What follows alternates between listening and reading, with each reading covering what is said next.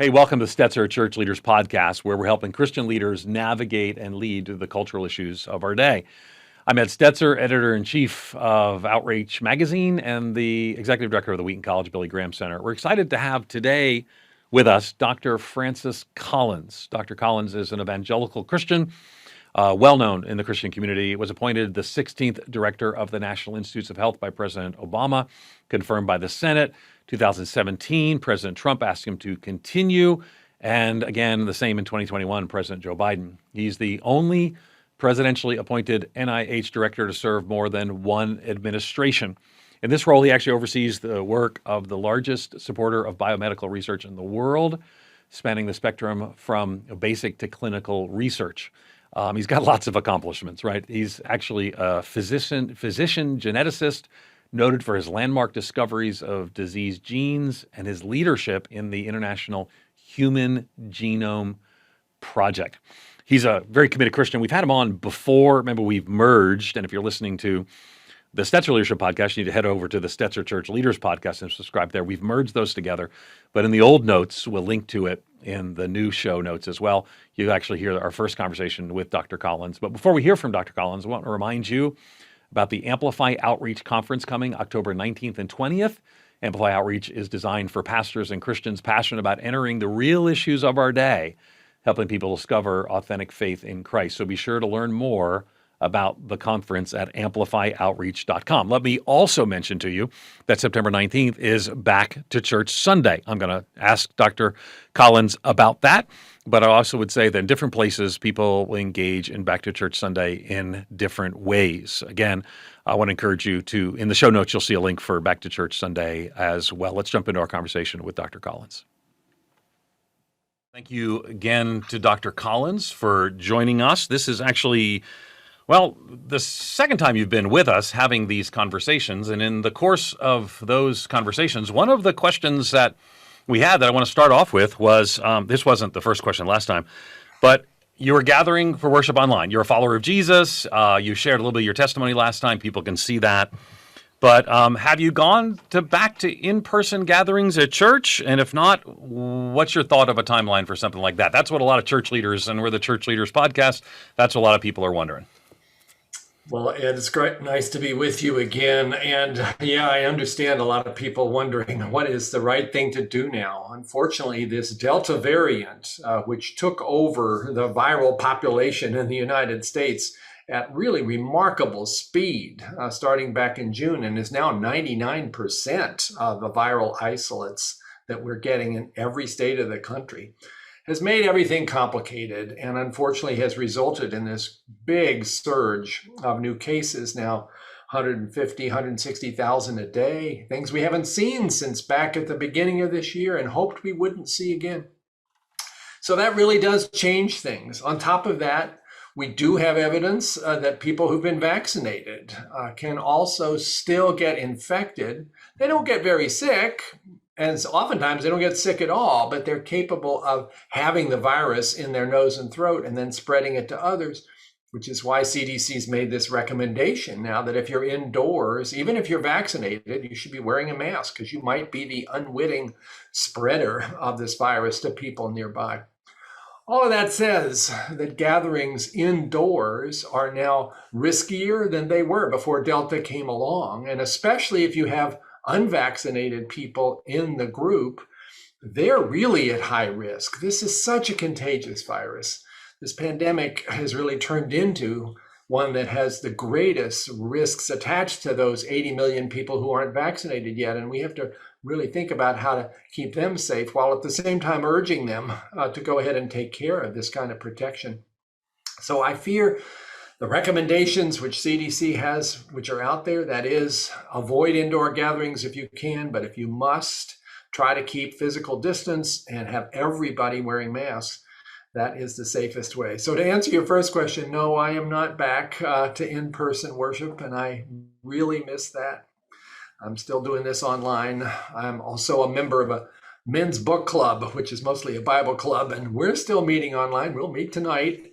And I miss the chance to be sitting around the table with some of these thoughtful believers that I can learn from and share with. But I'm still here in my home office in Chevy Chase, Maryland, trying to run a $42 billion a year operation called NIH and trying to keep my faith moving forward as best I can without that human contact that I really miss.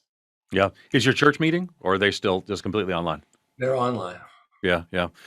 Mine's not, and most people are not. And so part of what I'm trying to figure is if kids need in-person school, which I think we probably universally hold. I remember Dr. Fauci saying early on, "Close the bars, open the schools," or something like that. Maybe that was somebody else, but that phrase resonated. But if kids need in-person school, and we don't have any clear end to this pandemic, do people need in-person church, or are we just could this because we don't know how long this is going to last? Are there ways to do this more safely? Well, everything's a balance between benefits and risks. Sure. I certainly agree kids need to be in school. The consequences of missing out on that personal interaction for educational progress, for social interactions, just for human development as a child are really significant. Those of us who are adults and are missing our church gathering, we're suffering too. But if I have to make a priority, it's getting those kids in school is even higher in my list. And that is why, again, I hope we're going to succeed at that. Here we are, schools getting back in session. It troubles me greatly that somehow we've gotten in this big political debate about whether masks need to be worn in school for kids under 12 who can't be vaccinated, who could therefore get infected and could then spread it to others. If we don't have mask wearing in school, it's guaranteed we're going to have outbreaks. And then the kids will be back home again doing the virtual thing that we were trying to avoid. It's really too bad that has turned into such a strange argument that's going on. But there we are.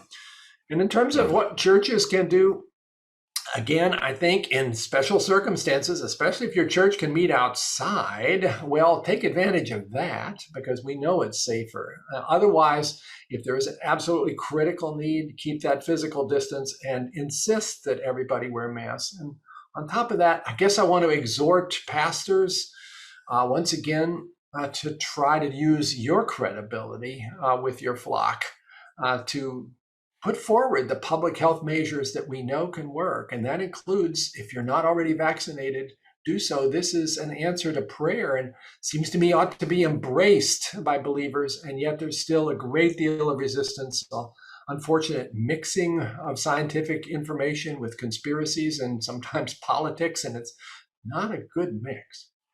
Yeah, no, I agree, and I think we agree on that there's appropriate, for masks in school. I'm not. You don't see me out with a sign.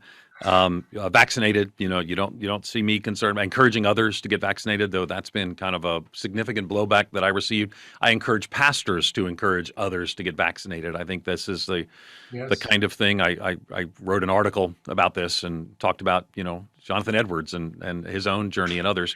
So historically, pastors have been those who encourage this area, and people say, well, we don't get a political. This isn't political. This is a health issue.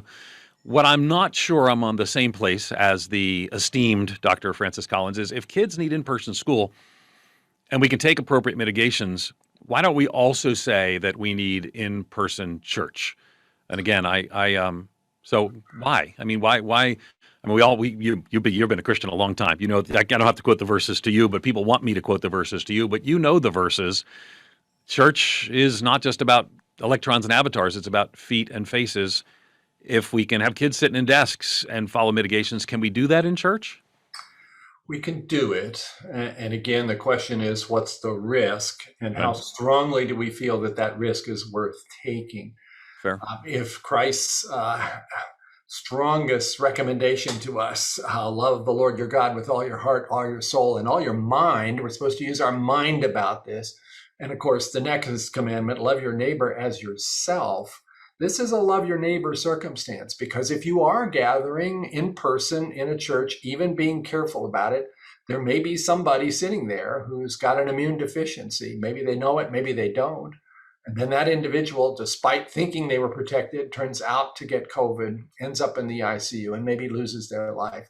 So how do we balance that risk, which is not zero, against the deep desire that we all have to gather together? What is God calling us to do in that circumstance? I guess I come back to love your neighbor. And if I'm doing something that I think might be putting my neighbor at risk, then I'm worried about moving in that direction. Well, I'm super thankful for you, and I'm pressing on this because, I mean, your church is a meeting, but I can't tell you the number, but the vast majority now are. Churches came back at different paces, and African American churches were the slowest to regather, but now we're seeing most gathering. Some of them even gathering. This September being a time when they're starting. Full disclosure, I'm the national spokesperson for Back to Church Sunday on September 19th. However, we've also said in our language that for some people that's in person, for some people that's online, but we do think that it matters that people have those communities. And part of my concern is, well, a big part of my concern is theological, right? So we won't unpack all that for the sake of time, but I've written on that elsewhere. But part of my concern is also that community, right? This sense of community that we need. That's part of why we've moved kids to school, including my daughter, who's a high schooler. That schools here weren't meeting in person for a while. So I guess the question is, if the vast majority are meeting, and they are, so I guess that's not necessarily a conditional question. Since they are meeting, what recommendations would you give to those that are meeting? What might we do? Because the social distancing is, I mean, church attendance is down in a lot of places, so that's possible. In a lot of places, masks are possible. What might you suggest if you were the king of evangelicalism, or what would you say? Do this in the churches Well, okay. that are meeting, because I know if you were the king of evangelicalism, we might not be meeting, but those that are meeting, We'd certainly not be, and I wouldn't be sitting here. So, framed that way, Ed, if churches are determined to meet, what can they do to reduce the likelihood of creating a bad super spreading situation? Well, certainly continuing to insist on mask wearing for everybody, vaccinated or unvaccinated. To the degree that it's possible to do so, it would be great to exhort those who are unvaccinated to step into that space and take care of that.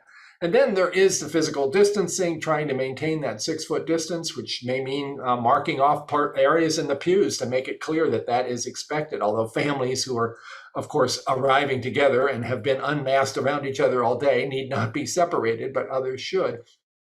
Probably the most dangerous part of this is not what happens during the service. It's what happens right afterward. We're also glad to see each other. And it's like, oh, I haven't had the chance to wrap my arms around this person who's my best friend in months. And so pretty soon, your desire for human contact kind of overtakes your sense of what might be safe. And that's where I think a lot of trouble can happen. So churches need to think about that, prepare for that, have people kind of plan how they're going to deal with that, have a strategy for the post-service gathering to be sure that isn't where it all falls apart. Okay, so the New York Times wrote an article that had a headline that I and others complained about, and they subsequently changed the headline that because it kind of felt like they were saying churches were the source of a significant number of outbreaks. We don't see, with the exception of some few very well-known circumstances, our churches big parts of the spreaders of this. It hasn't. We've seen camps, we've seen others, but I don't see where the churches make the big news. And when they did, New York Times sort of overplayed their headline and then backed up on their headline as a little bit. So what's been your impression? I don't think we really know. Our ability to do contact tracing in the United States has been really limited, especially now that we're in this surge where there's so many cases, almost 160,000 every day. There's no way we have the person power to figure out, if you have this, where did you get it? So most of the time we have no real idea of what the transmission pathway was. And as you've said, many churches have not been meeting in person anyway over the course of some months. So yeah, the limit is there in terms of how much you could look at that as a source. But if we are getting back into a more regular face-to-face gathering, the risk is there. And I know I'm sounding like, the sourpuss in this Yes, whole yes, you are. Just to conversation. get it out there, yes, you are. I'm So, trying to give you the facts as I yeah. know them, even though they are not the facts you want to hear. That's Okay, what but scientists are called to do, I'm afraid. and I'm on. I remember I've been like on team Francis Collins for a long time. Had Jan been promoting. We partnered with the CDC. We actually created FAQs in partnership with the CDC and HHS. So I'm not against what you're saying. I guess what I'm trying to figure out is, let's say, and I know hypotheticals are a pain, but work with me. So let's say that the Delta variant and the Mu variant, and then, I mean, if this is 5 years or 10 years, and I recognize that would be a bit out of historical pattern, historical norm, but are you just going to stay home forever? Or at what point do you say, this is a time where we're going to have to work through this, the virus. We've got vaccination widely available. People are making their choices. And who are at higher risk can wear a mask. And in Illinois, I wear a mask. I came down here wearing a mask. So again, not anti that. I recognize there's a whole group of people. I'm not in that group of people. I'm in the group of people that says, is it 10 years from now we're still not able to have church and still masking? Or at what point do we say we're going to have to walk through this and find ways to protect the vulnerable and walk with the situation we have? Well, Ed, it's kind of going to be up to all of us. Okay. We know what we need to do to send this thing into the past. And that is something, unfortunately, we haven't been successful at doing. Until we have the vast majority of our population immunized, this virus is going to continue to evolve, develop new mutations, and of course, spread itself again. And that is not just about the US, that's about the country and the globe. So basically, I don't think it's going to be 5 or 10 years, but I don't see it sort of getting better in the next month or so when you see where we are at the present time. So maybe it's time to actually say this a little more clearly. Hey, nation, if you want this to be over with, there is a responsibility that all of us have, not just the people who decided to take action, but all of us. You don't get to the end of a pandemic when you have a significant number of people who are still able to catch it, spread it, and incubate new mutations. If we could somehow figure out how to get the message across, and that includes a lot of people in churches who are still hesitant about taking these actions, then we might be able to send this thing packing.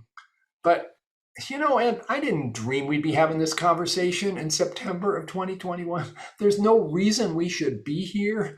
If we'd been successful in convincing everybody that these incredibly safe and effective vaccines were answers to prayer that they would want to take, and we had 95% of our population in that space, we'd be in a very different place. So if you want the future to be better, if you want people to be able to gather in churches and other places, we've somehow got to get the full endorsement of everybody, including a lot of believers, that this is up to us.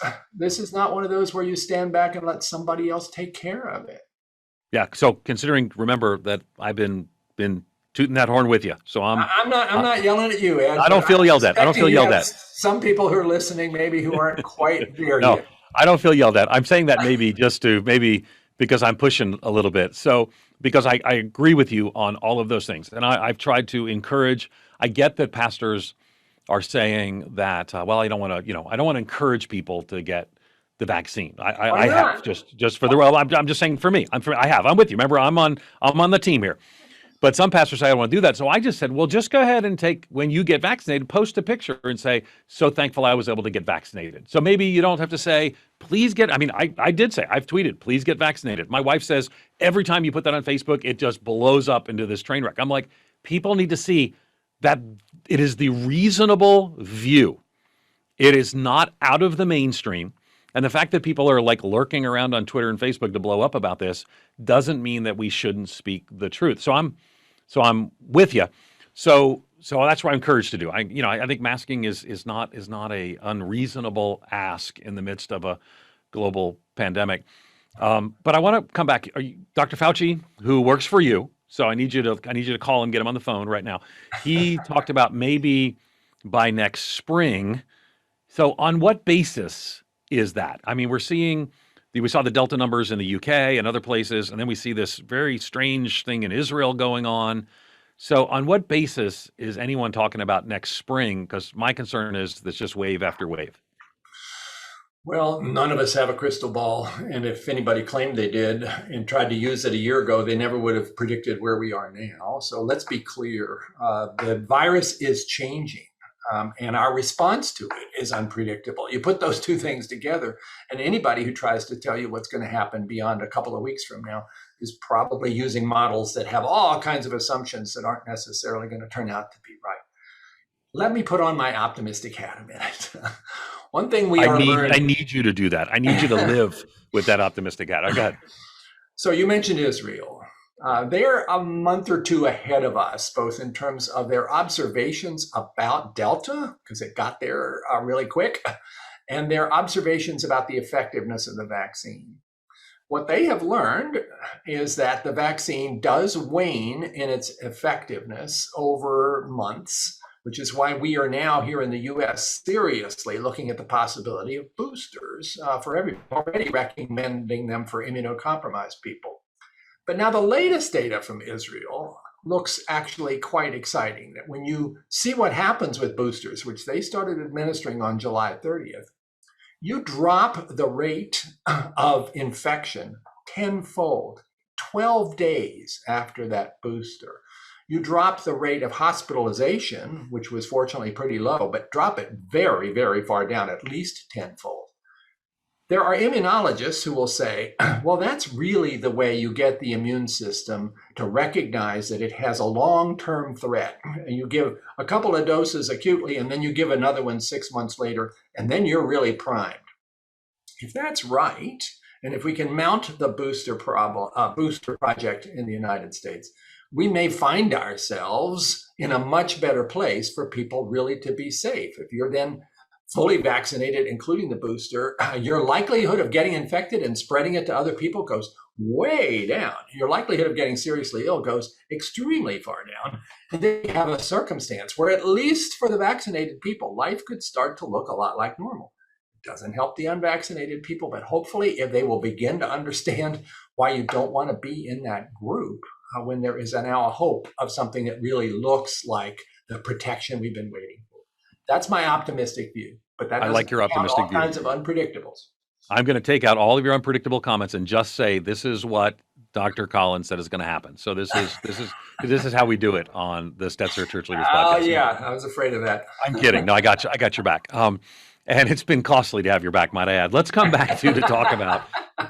Yes, thank you. It has. So let's talk about vaccination, because one of the things we're trying to figure out is the best way. Again, for me, I've encouraged it. I literally, please get vaccinated. 3 words, blows up every time I post it on Twitter. People say to me, why do you do it? I say, because this is what the vast majority of pastors and church leaders want to say, but they can't say. What I'm saying is not controversial. But the problem is that it feels controversial to pastors and church leaders because social media has made it so.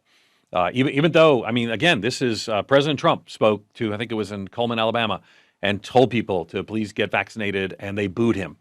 And so what's the best way? And let's just talk to our community. You're an evangelical. I'm an evangelical. Most of our listeners of the Stetzer Church Leader podcast are evangelicals. What's the best way for pastors and church leaders to encourage vaccination as well as other precautions against COVID-19 in their communities?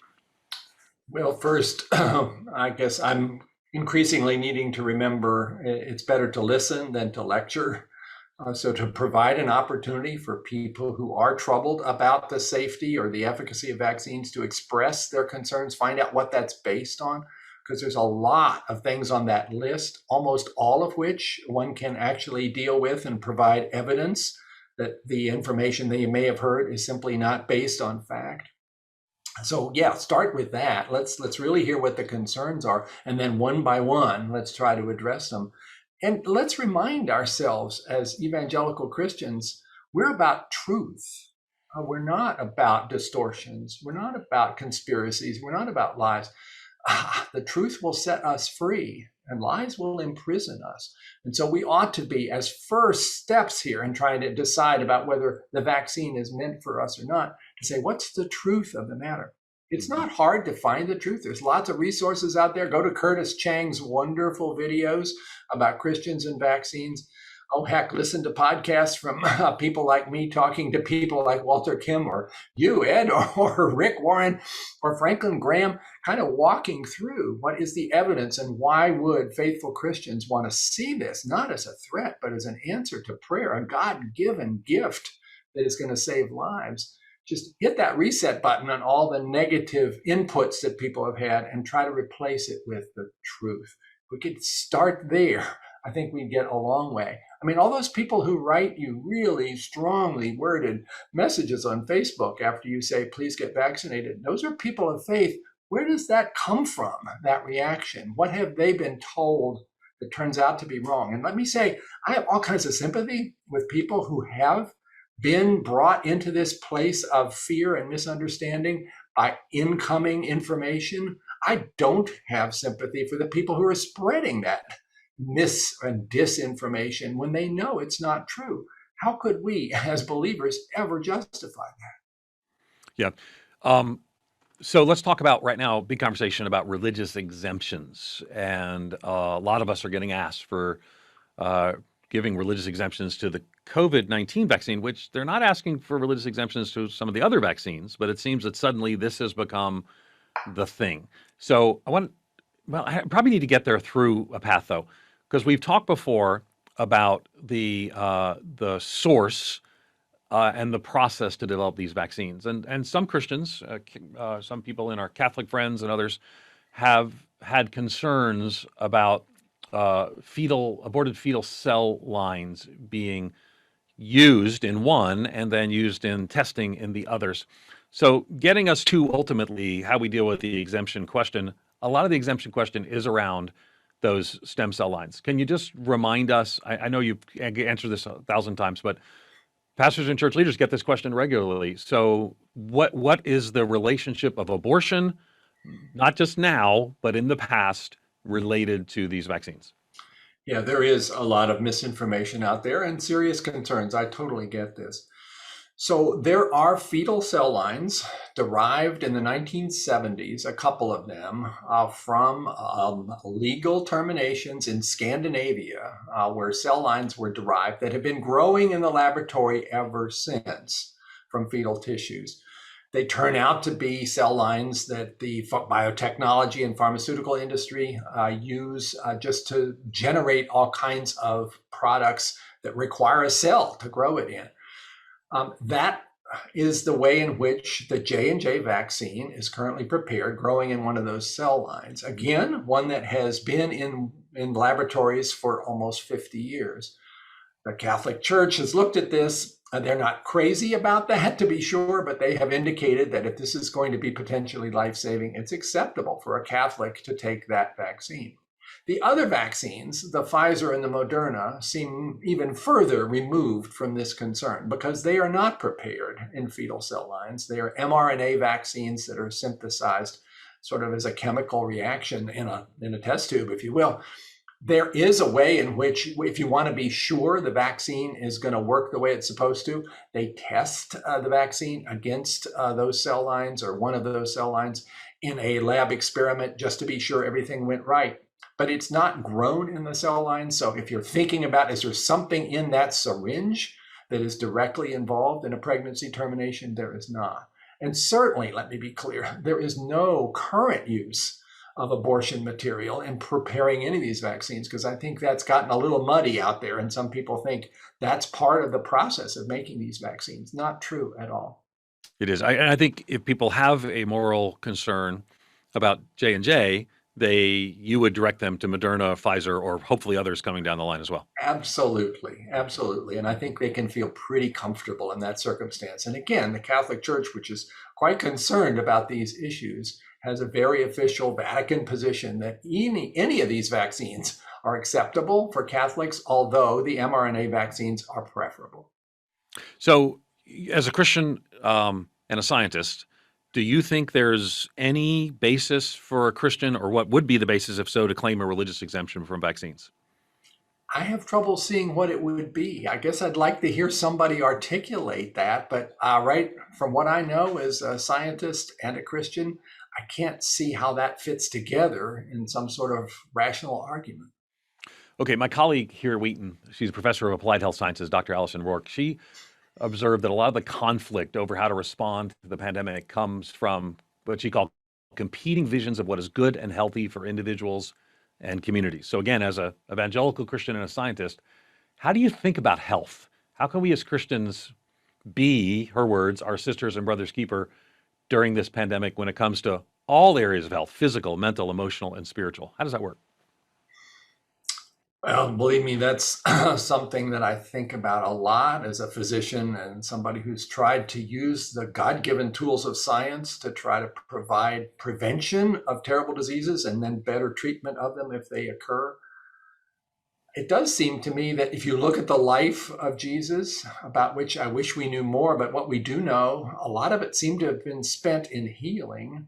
And I think we were supposed to notice that is part of our charge if we're going to be followers, is to figure out ways also to use God-given skills to try to help people who are suffering. If you look at the story of the Good Samaritan, and read it carefully. When the Good Samaritan comes along after the priest and the Levite have passed by the man who was robbed and stripped and beaten and left by the side of the road, the Good Samaritan doesn't just take him to the inn. He also treats him. He bandages his wounds. He pours on oil and wine. He is conducting the kind of medicine of the day to try to help this person who is suffering. The fact that that's in there in that parable, I kind of got to notice that.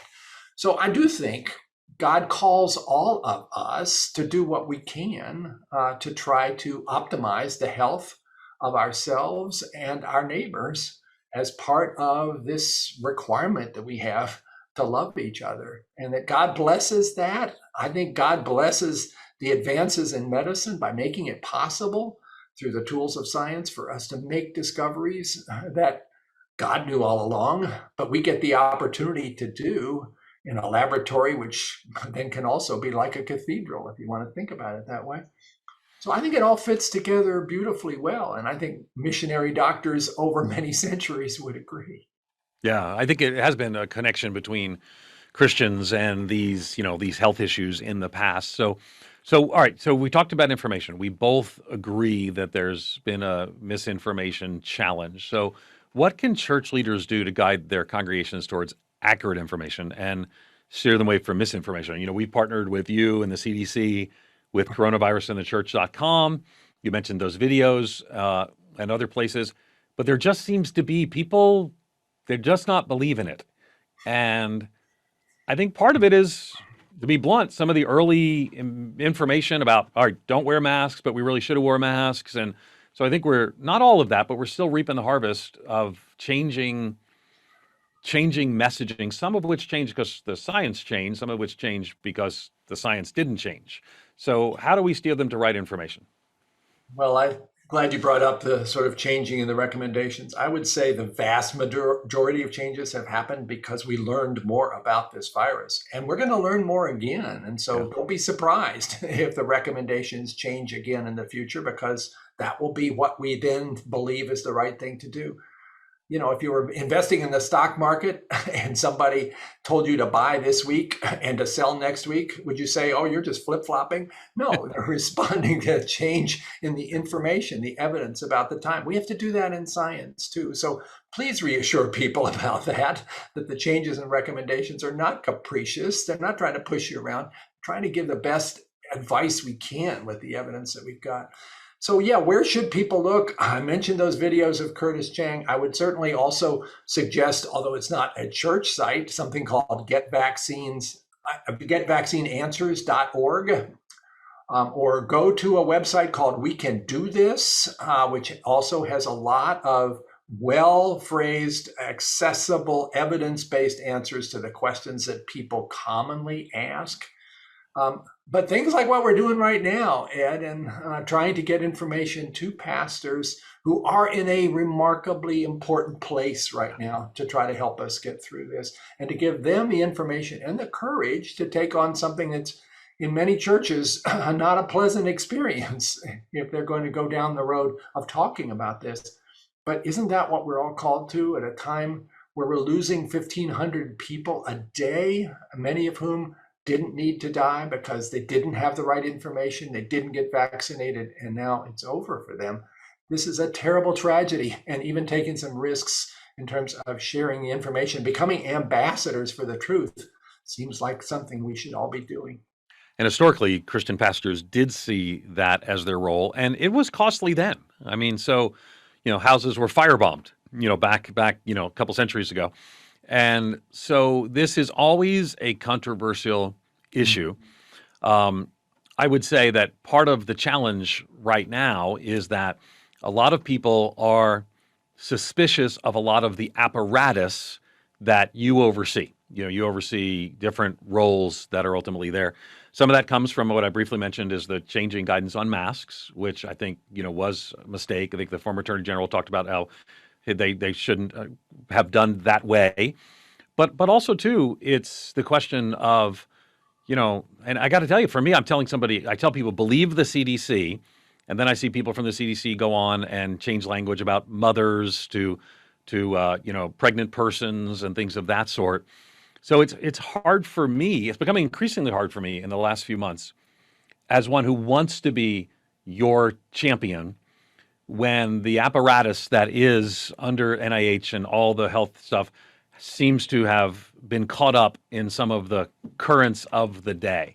So why should I, as an evangelical Christian who believes that mothers have children, and yet that's different language now coming from different parts of areas you oversee, then say, but what they're saying about the virus, which I believe, remember, I'm on your team, but I'm having to answer these questions to people in my churches. So how would you answer that as a fellow evangelical that I trust? Well, I would say, first of all, it's probably not a surprise to any of us that all human institutions have flaws.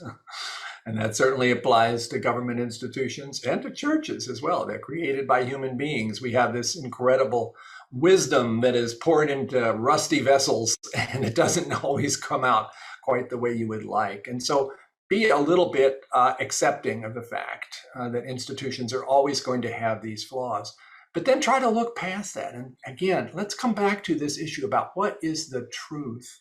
And if there's something I'm really worried about, more than even COVID-19, it's this sense that we've become unmoored from an appreciation that truth is what really matters, that we will be guided by that. And if we start to step away from that, even if we don't like the message, well, where will we be? And this is not just the secular world that's all about alternative facts. It's the church too. If we've lost that, if the truth is what we need to set us free, well, the alternative is not a place that is going to have a future.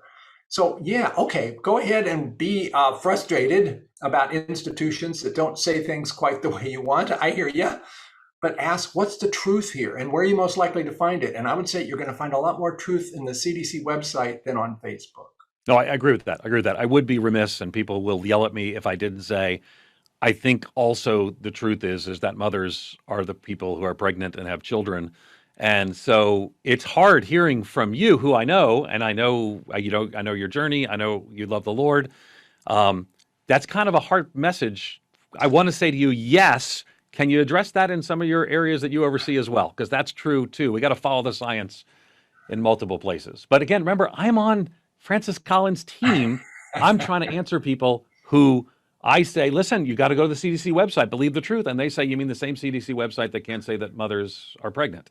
So it's harder for us to persuade those conversations. So what I hear you saying, I'm really sorry that those issues are getting tangled up here, believe me. And I'm not the director of the CDC. Right. And I am worried that, in fact, the credibility of some of the things we're trying to say gets all muddied over with some of these other issues that are very controversial. So I totally hear you. Okay.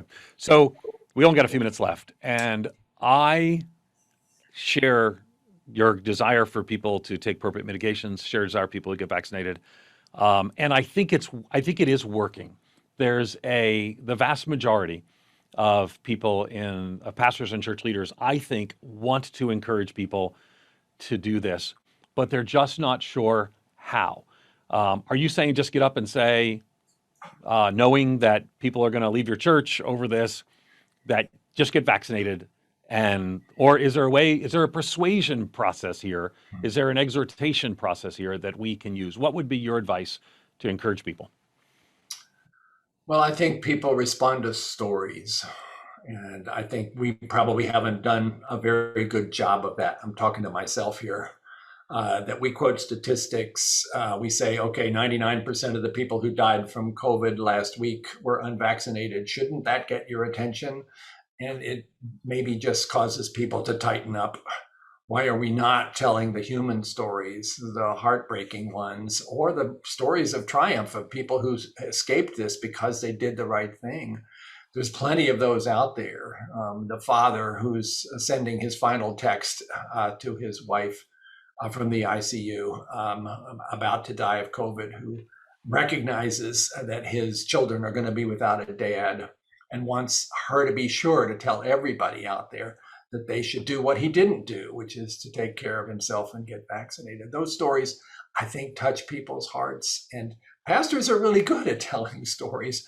So maybe a little less statistics and a little more human values of what it means to take care of yourself and your family. That would be a good start. Yeah, that's good. I'm vaccinated because of my family. My whole family's vaccinated, and I encourage people to get vaccinated along with you as well. You're the longest serving director of the National Institutes of Health, if I recall. And you have been working nonstop, and I know you love and care for people. Even when I pushed you on questions of churches meeting, I know that that's all driven by your care and compassion. I preached at Saddleback a few weeks ago, and they're still meeting outside. And in my conversation with Rick, he mentioned your conversation with him and his advice. I think people are going to make different decisions, but I do want to just remind people that we're still in the midst of the greatest global crisis of our lifetime and a global pandemic. And I want to say to you, I'm thankful for your willingness to have these conversations, for willingness me to even ask some hard questions. And for our listeners, I hope you'll be praying for Francis Collins. He's worked hard to show and share the love of Jesus in the midst of a very divided time. So thanks for taking the time to actually be with us and have this conversation along with us as well. And we appreciate you, Francis Collins. Oh, thank you, Ed. And I appreciate your asking the hard questions. That's what we should be talking about right now. If we're believers, if we're followers of Jesus, we shouldn't be afraid to go there and see what it is that we're called to do. And thank you for what you're doing to spread the word and be sure the truth is out there.